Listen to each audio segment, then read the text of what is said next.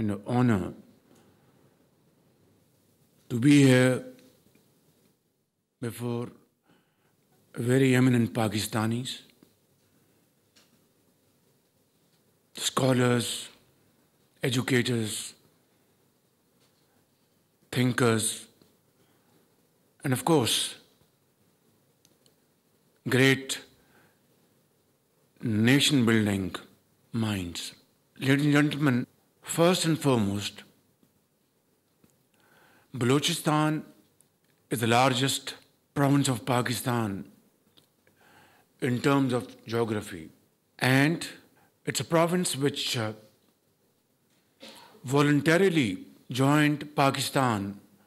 Baloch Sardars, leaders, they gathered in Quetta Corporation Hall and voluntarily joined Pakistan. I think which was something history would always remember in golden words. The province has its own history, culture, and Allah Almighty has blessed the province with infinite natural resources, which, if we come to count it, runs into trillions and trillions of dollars. But unfortunately, as I speak, those great natural resources of our wealth are still hidden and buried under tons of mud and mountains. And unfortunately, what has happened in the last few years, rather spanning over more than a decade, is something, a matter of self-introspection. Ladies and gentlemen, Balochistan has always taken pride in its values, culture, as I said, and Baloch people have always been very, very generous in promoting those segments of society who either migrated to Quetta and other places or were living there from ages. Pashtuns, of course, are part of Balochistan. Punjabi migrants, and then other tribes living in Balochistan. And there was complete harmony and peace existed between all these segments of society for a very long time.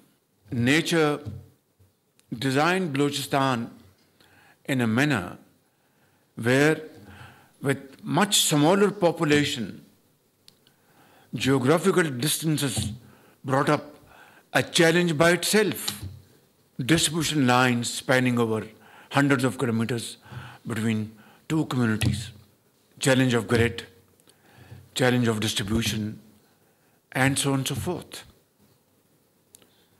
Road infrastructure is again a very big challenge, if not more, because without proper road network, how could you commute efficiently to schools, colleges, industries, cities, towns, etc.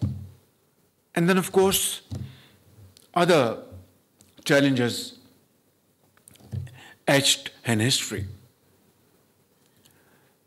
Now, the question at issue is that how to meet these challenges so that the people of Balochistan, Baloch, Pashtun, and all other communities living over there should not only own Pakistan, but also feel active participant and beneficiaries in Pakistan's trajectory of economic growth. So, ladies and gentlemen, In a capsule, these are the challenges which need to be discussed, addressed, and conclusion drawn which would benefit not only the people of Pakistan, but Pakistan as a country, as a nation.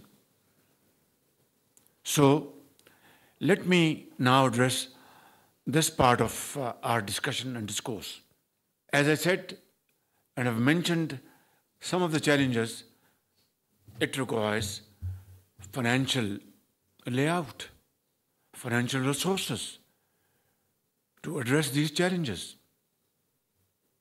Therefore, back in 2010, when NFC award was being discussed between federating units and federal government, at that point in time, Sayyid Yusuf Raza Gilani was the Prime Minister of Pakistan, and Honorable Asif Ali Zardari was President of Pakistan.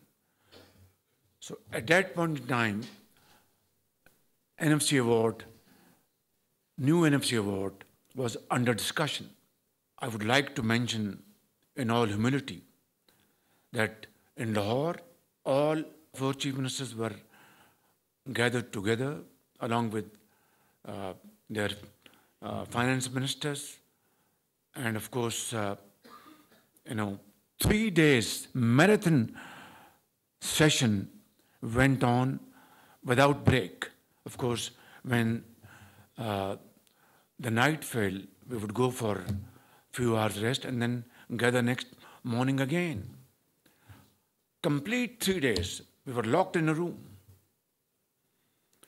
And ladies and gentlemen, what unlocked the entire discussion, bringing it to a very harmonious discussion and win-win solution, was, I would like to say in all humility, the province of Punjab.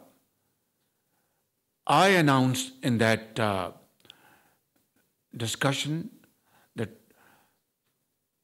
gentlemen, the demand from Nawab Raisani is that unless 100% financial resources are added to Balochistan's share, we will not accept NFC award under no circumstances. I said, Punjab is ready to contribute whatever amount is required to meet my brother Aslam Raisani's demand. And this is what we call true spirit of a federation. And this is what we call that four brothers living together under one roof. And once we agreed on the broad parameters of this decision, we all went to Iqbal Park, जहाँ पे 1940 में करारदाद पाकिस्तान वहाँ पर मुसलमान हिंद ने उस वक़्त उसको अप्रूव किया था कायदे आज़म साहब की लीडरशिप में, और वहाँ पर हमने इस अहद की तजदीद की कि हम सब मिलकर पाकिस्तान की खिदमत करेंगे और पाकिस्तान को एक अजीम मुल्क बनाएंगे। और मैं समझता हूँ वो एक यादगार दिन था और आज भी वो तस्वीर वहाँ पर मौजूद है। और जब मैं बलूचिस्तान के भाइयों और बहनों की बात करता हूँ, बच्चों की, तो उसमें मैं कोई जुग्राफियाई तकसीम की बात नहीं कर रहा, क्योंकि हम पहले पाकिस्तानी हैं, फिर पंजाबी हैं या बलोच हैं या सिंधी हैं या पश्तून हैं। तो मैं समझता हूँ कि आज का जो इस वर्कशॉप का मौजू ये होना चाहिए कि क्यों ऐसा हो रहा है। तो फिर क्या ऐसी बात हुई कि हम में फिर फासले पैदा हुए, शिकायत पैदा हुई, गिले पैदा हुए حالانکہ پاکستان میں دہشت گردی کا 2018 میں مکمل خاتمہ ہو چکا تھا۔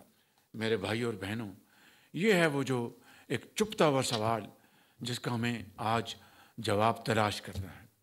میں ایک اور مثال آپ کے سامنے پیش کرنا چاہتا ہوں۔ To understand the issue in its real perspective, in its real context. آپ کو علم ہے، جو بلوچ میرے بھائی یہاں پر بہنیں موجود ہیں بلوچستان سے، پشتون ہیں، بلوچ ہیں، بلوئی ہیں، جو اس وقت روڈ جو ہے جو کراچی سے چلتی ہے اور چمن تک جاتی ہے، وہاں پر بلوچستان میں بتایا کہ اس کو ہم خونی روڈ کہتے ہیں، کیونکہ ہر روز وہاں پر ایکسیڈنٹ ہوتے ہیں، ٹریفک گاڑیاں کولائڈ کرتی ہیں، لوگ مسافر جو ہیں وہ بیچارے جان سے ہاتھ دھو بیٹھتے ہیں۔ انتہائی قابل احترام میرے بھائی اور بہنوں، یہ بات کوئی 3 ماہ پرانی ہے، 4 ماہ پرانی ہے۔ مجھے اس خونی روڈ کا اور اس کا 300 ارب روپے اس کا تخمینہ یا 350 ارب روپے اس کا تخمینہ ہے، اس کو 2 رویہ کرنے کے لیے، تاکہ یہ جو خونی روڈ ہے اس کو امن کی روڈ ہم کنورٹ کر سکیں، اس کو بڑا کر کے، اس کو چوڑا کر کے۔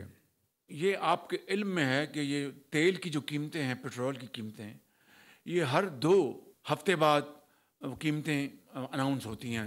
ایک موقع کے اوپر تیل کی قیمتیں نیچے آئیں، پیٹرول کی قیمتیں شاید 8-10 روپے فی لیٹر تیل کی اور ڈیزل کی، وہ میں نے حساب لگایا تو کوئی سال کا 180 ارب روپے اگر میں ریٹین کر لوں تو یہ خونی روڈ یہ امن کی روڈ میں بدلی جا سکتی ہے۔ میرا اس فیصلے کا مقصد ایک ہی ہے کہ پاکستان میں ہارمنی، صوبائی جو محبتیں ہیں ان کو جوڑنا، یکجہتی اس کو فروغ دینا، اور ترقی کا پروجیکٹ ہے۔ اس کو اگر میں پیسہ لگا دوں گا، کہ مجھے یقین ہے کہ پشاور سے لے کے کراچی تک ایک آواز نہیں آئی، تو میں نے اللہ تعالیٰ کا شکر ادا کیا کہ یہ وہ سوچ، یہ وہ فیصلے ہیں جس سے پاکستان یقیناً ان مشکلات سے نکل کر آگے جا سکتا ہے۔ ان کنکلوژن آئیڈ لائک ٹو سے کہ یہ مسائل آج کے اور کل بھی ہوں گے، لیکن ان کو ریزالو کرنے کے لیے ایک بات شرط اول ہے کہ یہ یقین کہ یہ ہمارا پاکستان گھرانہ ہے، ہم نے کہیں آگ لگے گی تو اس کو مل کر بجھانا ہے، اور امن کو، ترقی کو اپنا مشعل راہ بنانا ہے، اس کو فروغ دینا ہے، اور اس کے لیے ہمیں یکجہتی، محبت، اظہار، قربانی سے کام لینا ہے۔ تب تو پاکستان انشاءاللہ ایک عظیم ملک بن جائے گا اور بنے گا انشاءاللہ۔ آپ سب کی کاوشوں سے میں اپنی بات کو اقبال کے اس شعر پر ختم کرتا ہوں۔ فرد قائم ربط ملت سے ہے، تنہا کچھ نہیں، موج ہے دریا میں، بیرون دریا کچھ نہیں۔ پاکستان پائندہ باد۔ سبسکرائب کریں اور بیل دبائیں تاکہ کوئی خبر رہ نہ جائے۔